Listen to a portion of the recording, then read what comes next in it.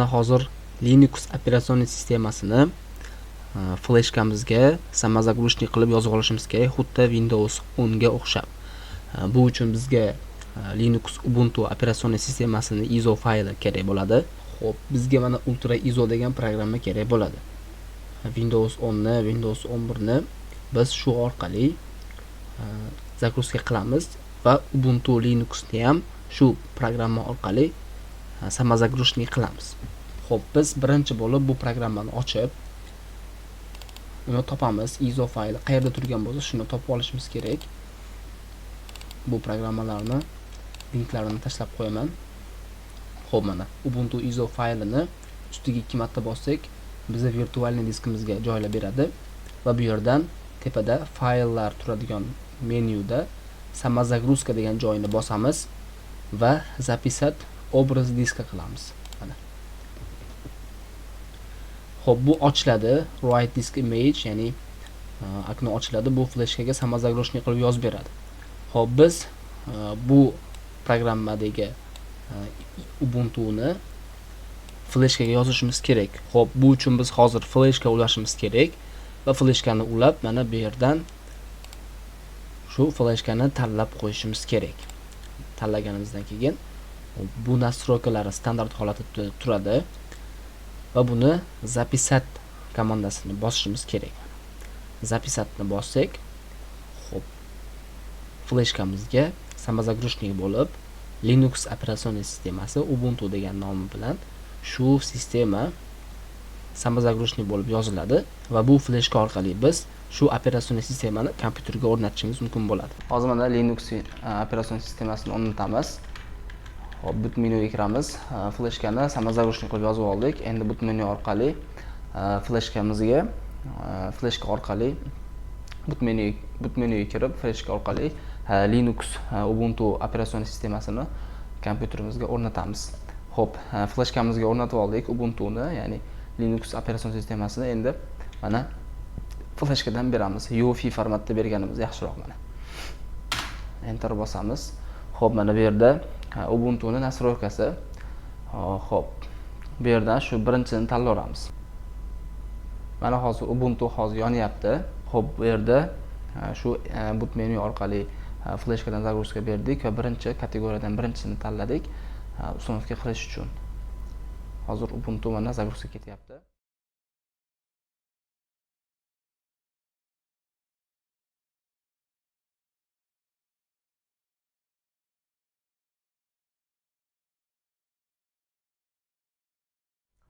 Mana hozir Ubuntu vintimizni check qilib oldi, ya'ni tekshirib oldi, proverka qilib oldi.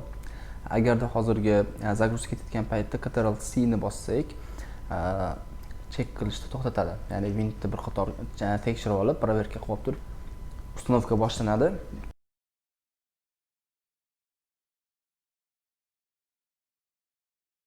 Mana ko'rib turibsizlar, Ubuntu'da Linux'da ustunovkasi boshlandi. Xo'p, bizda mana birinchi install degan oknoyimiz ochildi. Mana bu yerda ikkita knopkamiz bor. Try Ubuntu Pack, install Ubuntu Pack. Xo'p, try Ubuntu Pack qilsak, Ubuntu operatsion sistemani bir qator sinab ko'rishimiz mumkin. Bu knopkani bossak, bizga xuddi kompyuterga o'rnatilgandek qilib ko'rsatib beradi. Ichlarini ko'rib olasiz, nimalari bor, nimalari yo'q. Shularni bir qator ko'rib olasizda. Xohlasangiz qo'yasiz, xohlamasangiz qo'ymaysiz. Endi biz try qilmaymiz. O'zi o'rnatganimizdan keyin ko'rib chiqamiz, xudo xolasa. Xo'p, biz mana bu yerdan welcome degan yozuv bor. Mana bu yerda. Xo'p, welcome degan yozuv tagida til bor. Tilni tanlaymiz. O'zingizga kerakli tilni tanlab qo'ysangiz bo'ladi. Endi bu yerda o'zimiz xohlagan o'zbekcha yo'q, yokida ruscha qilishimiz mumkin, yokida inglizcha qilishimiz mumkin. Atak bu yerda ruscha ham bo'lish bormi-kan? Ruscha yo'q bu yerda. Xo'p, faqat ingliz tilida ishlatganimiz bizga qulay bo'ladi. Xo'p, ingliz tilini belgilaymizda install Ubuntu Pack qilamiz mana. Bu tarafdagi esa 10 tarafdagi значок tanlaymiz. Xo'p. Bu yerda keyboard layout deyapti. Bu klaviaturani tili. Klaviaturani tilida ingliz tili, English USA. Bu yerda tanlashlar mumkin. Misol uchun Colemak bor, Cherokee degan nima bor. Bu menimcha, xudo xolasa u Workman. Undan ko'ra shu English USA eng yaxshisi. O'zida turaversa, English yoki English United Kingdom qilishingiz mumkin. Bu yerda klaviaturaga rus tilini qo'shsangiz bo'ladi, mana Russian. Rossiyskiy tilda klaviaturaga qo'shsangiz bo'ladi. Ya'ni klaviaturadagi tilimiz o'zbek ham bor mana. Xo'p. English United Kingdom turaveradi. United Kingdom emas, USA turaveradi. Xo'p. Detected keyboard layout bizga kerak emas. Biz shu holatida continue qilamiz. Agarda sizga misol orqaga qaytish bo'lsa back qilasiz, ya'ni bu yerdan orqaga qaytish, chiqib ketish uchun quit deb bosasiz. Xo'p, biz continue deb bosamiz, davom ettirishimiz kerak. Xo'p, bu yerdan Wi-Fi ni ula deyapti. I don't want to connect to Wi-Fi network right now deb bossak ham bo'ladi yoki connect to this network desak ham bo'ladi. Xo'p, internetga ulab qilsak ham bo'ladi, internetga ulamasdan qilsak ham bo'ladi. Internetga ulamaganimiz bizga foydaliroq.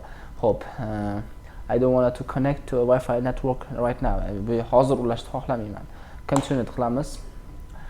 Xo'p, updates and other softwares deyapti, ya'ni bu yerda обновленияsi, yangilanishi va boshqa programmalar deyapti. Software degani programma.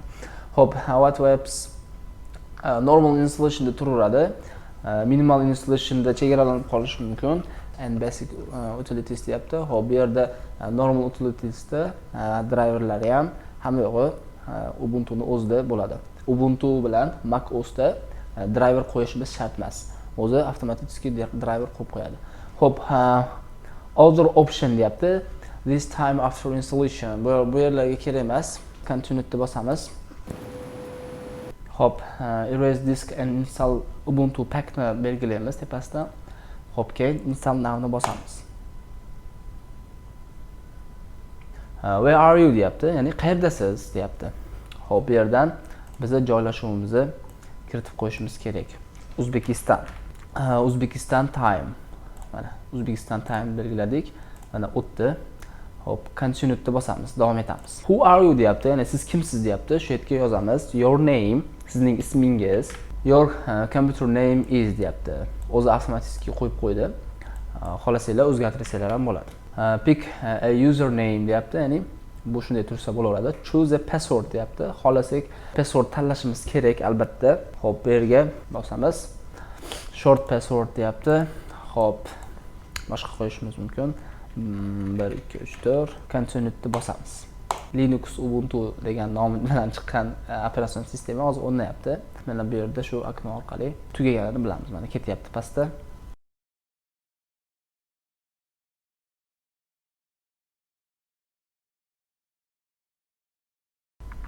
Mana ko'rgan bo'lsanglar, installation complete deyapti, ya'ni uстановка успешно завершена.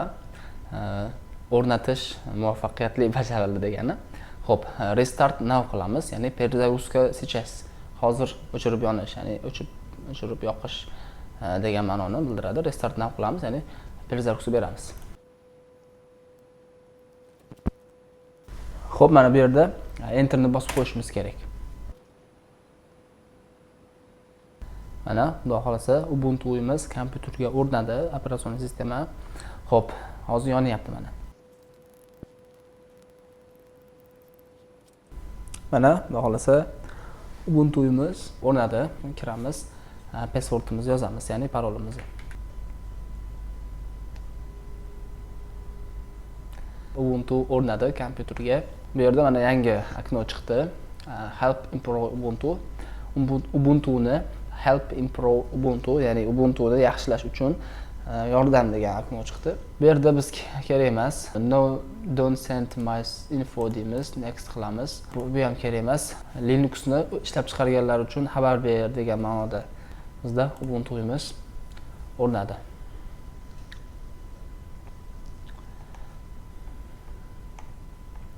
Bu yerda mana bizga kerakli narsalar bor. Bu yerda mana diskimiz bor.